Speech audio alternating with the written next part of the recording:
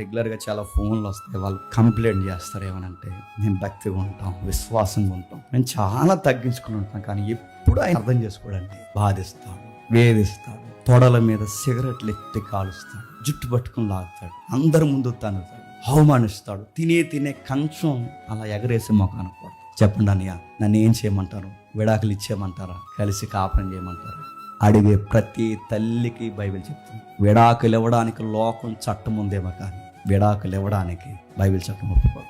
Records చెబుతున్నాయి, Bible record చెప్తున్నాయి, నీకన్నా అందగత్తి మూర్ఖుడికి లోబడి బతికి, నీకన్నా ఉన్నతమైన టార్గెట్స్ ఉన్న తల్లి మూర్ఖుడికి లోబడి బతికి, నీకన్నా చూడ్డానికి, వినడానికి, చెప్పుకోవడానికి, ఒక్క మాట చెప్పాలంటే ఒక్కసారి చూస్తే తనతో స్నేహం చెయ్యాలనిపించే ఒక చక్కటి రూపసి, ఒక్క మాట చెప్పండి, నీకన్నా 1000 రెట్లు గొప్పది అంటే మూర్ఖుడికి లోబడి బతికి. ఈ జనరేషన్లో ఆవిడుంటే హీరోయిన్లు కూడా ఆవిడ ముందు పనికిరారు, ఈ జనరేషన్లో ఆవిడుంటే మిస్ యూనివర్స్ కూడా ఆవిడ ముందు దిగదురిపే, ఈ జనరేషన్లో ఆవిడ ఉంటే ఆవిడ ఒక ఐకాన్ ఫిగర్ గా బ్యూటీగా నిలబడు. అలాంటి ఆవిడ భర్తకు లోబడబడుతుంది. ఇంకో మాట చెప్పిన, ఎవడ నీ బోర్డు సలహాలు ఇస్తే మీరు తీసుకోకండి.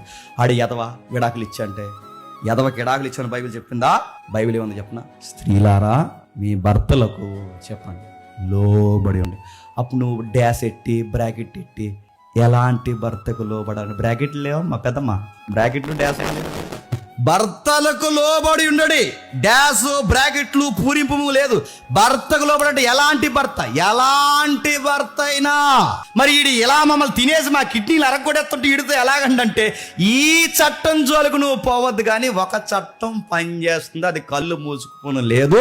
ఆ చట్టం పేరు దైవిక చట్టం. ఆయన జడ్జిమెంట్ అమలు చేస్తాడు.